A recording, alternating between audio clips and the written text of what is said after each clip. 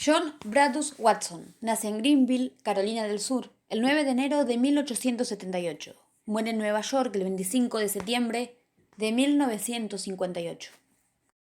Fue un psicólogo estadounidense, uno de los más importantes del siglo XX. Formuló y popularizó la teoría científica del conductismo, estableciéndola como una escuela psicológica, la escuela conductista, a través de su disertación en la Universidad de Columbia, titulado La psicología como el conductista ve, Psychology as the Behaviorist Views It, que fue publicado como artículo en Psychological Review el año 1913, bajo el nombre de la psicología tal como la ve el conductista.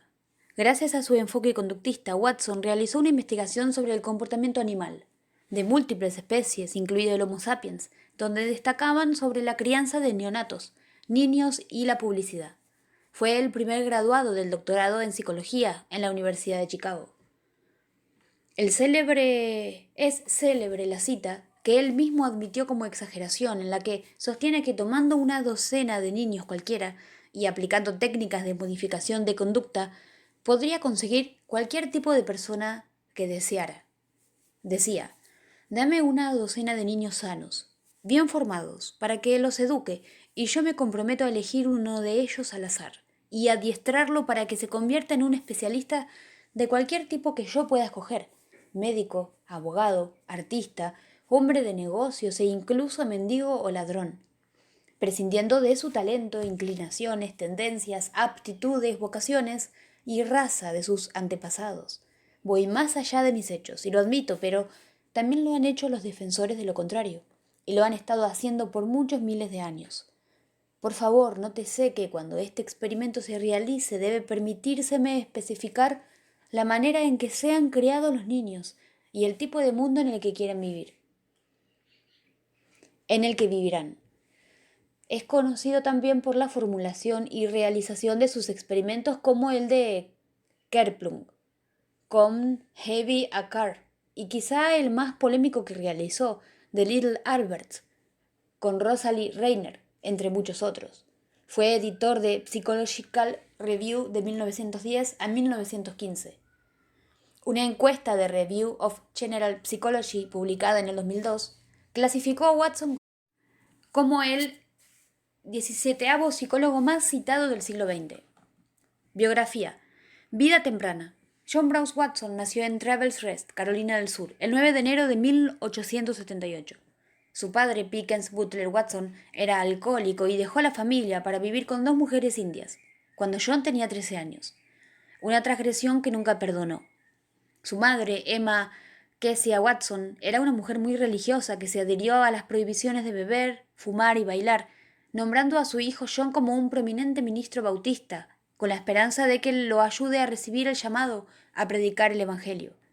Al criarlo, sometió a Watson a un duro entrenamiento religioso, que más tarde lo llevó a desarrollar una antipatía de por vida hacia todas las formas de religión y convertirse en ateo.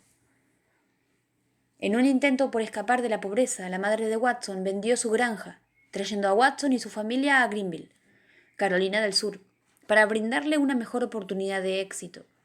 Pasar de una ubicación rural aislada a la gran urbanidad de Greenville demostró ser importante para Watson, brindándole la oportunidad de experimentar una variedad de diferentes tipos de personas, que utilizó para cultivar su pensamiento sobre psicología. Sin embargo, la transición inicial sería una lucha para Watson, como resultado de habilidades sociales débiles. Matrimonio e hijos. John Watson se casó con Mary Ickes, hermana del político Harold Ickes, mientras estaba en la escuela de posgrado. Tuvieron dos hijos, también llamados John y Mary Ickes Watson, el último de los cuales intentó suicidarse más tarde en la vida. Se graduó en la Universidad de Chicago en 1903. Su disertación, Animal Education and Experimental Study on the Psychical Development of the White Rat, es el primer documento moderno científico acerca del comportamiento de la rata blanca. En el documento, Watson describe la relación entre la mielinización cerebral y la capacidad de aprendizaje en ratas a lo largo de su desarrollo biológico.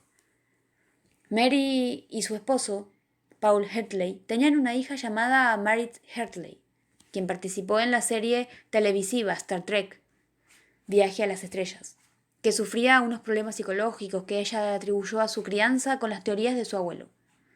Ella se convertiría en una actriz ganadora del premio Emmy, defensora de trastorno bipolar y fundadora de la Fundación Americana para la Prevención del Suicidio.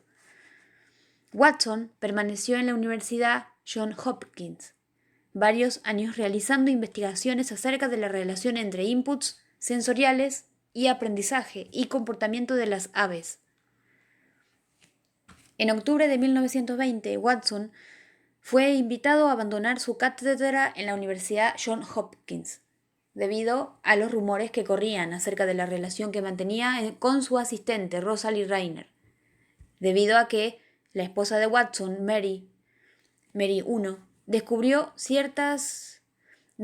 cartas de amor que Watson le había escrito a su amante. El asunto se convirtió en noticia de primera plana durante los procedimientos de divorcio en los periódicos de Baltimore. La publicidad daría como resultado que la Universidad Johns Hopkins le pidiera a Watson que dejara su puesto de facultad en octubre de 1920. Al dejar la universidad se dedicó al ámbito de la publicidad, pasando a trabajar como psicólogo para la empresa de John Walter Thompson y William St. Company. En 1920, después de la finalización del divorcio, Watson y Rayner se casaron en Nueva Jersey, criando a dos hijos, William Rayner Watson en 1921 y James Brodus Watson en 1924, quienes se criaron con los principios conductistas que John defendió en todo momento, su carrera. La pareja permaneció junta hasta la muerte de Rayner a los 36 años en 1935. Tras el fallecimiento de su esposa, se distanció de sus círculos sociales y se fue a vivir a su granja de Connecticut, donde pasó los últimos años de su vida dedicando a los labores del campo, al igual que su media hermana. Williams, Bill, como le llamaba a su familia, era un renombrado médico psiquiatra en Nueva York. Terminó suicidándose con éxito en 1963. Watson y el conductismo. La influencia de Watson en la historia de la psicología es innegable. Su artículo, La psicología tal como la ve el conductista, en 1913, es considerado como el acta fundacional de la escuela conductista.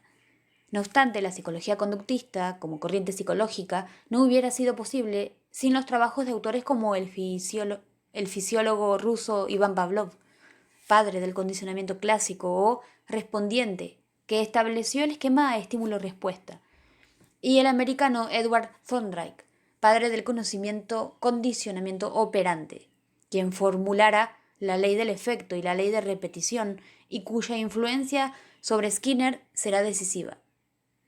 El mérito de Watson será el de iniciar una escuela a través de un manifiesto en el que incluirá de forma explícita una serie de puntos que se supone que han de seguir quienes se consideren conductistas. Watson popularizó y diseminó el conductismo como ningún otro conductista de la época. No obstante, su influencia parece provenir más de sus excelentes dotes comunicadoras que de su investigación.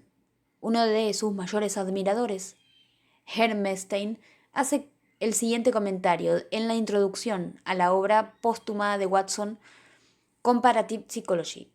La importancia de Watson sobre la psicología conductual es más sociológica que sustancial, entre comillas. El conductismo pone el énfasis sobre la conducta observable, tanto humana como animal, que considera que ha de ser el objeto de estudio de la psicología, y las relaciones entre estímulo y respuesta, más que en el estado mental interno de la gente, aunque Watson nunca negó la existencia de cualquier aspecto del mundo privado o íntimo. En su opinión, el análisis de la conducta y las relaciones era el único método objetivo para conseguir la penetración en las acciones humanas y extrapolar el método propio de las ciencias naturales, el método científico, a la psicología. El pequeño Albert. Watson pasó a la historia de la psicología por los experimentos realizados junto a Rosalie Rayner para demostrar sus teorías acerca del condicionamiento de la reacción de miedo en un niño de 9 meses de edad y que ha pasado a la historia con la denominación de Pequeño Albert. En él, Watson pretendía demostrar cómo los principios del condicionamiento clásico, que por esos años acababan de ser planteados por Iván Pavlov, podían aplicarse en la reacción de miedo de un niño ante una rata blanca. El pequeño Albert fue escogido como sujeto de experimentación por su gran estabilidad emocional en el hospital donde estaba internado. Mediante el experimento, Watson pretendía demostrar cómo podía condicionar la reacción de miedo de Albert hacia una rata blanca, que inicialmente no provocaba en el niño ninguna reacción aversiva. ¿Cómo podría generalizar esta conducta a otros estímulos similares?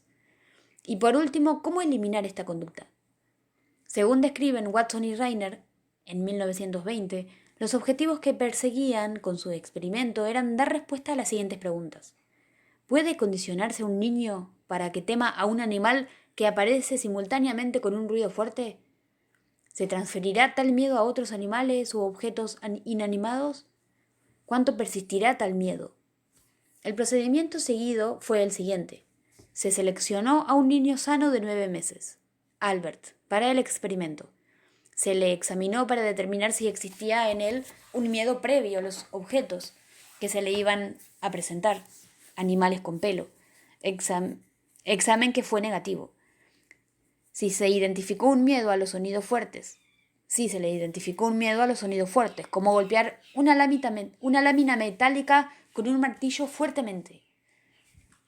El experimento dio comienzo cuando Albert tenía 11 meses y 3 días. Consistía en presentar al niño una rata blanca al tiempo que un ruido fuerte, que se lograba golpeando una barra metálica detrás de la cabeza del niño. Después de varios ensayos, el niño sollozó ante la presencia de la rata y posteriormente generalizó su respuesta a otros estímulos, un perro, lana, un abrigo de piel, etc.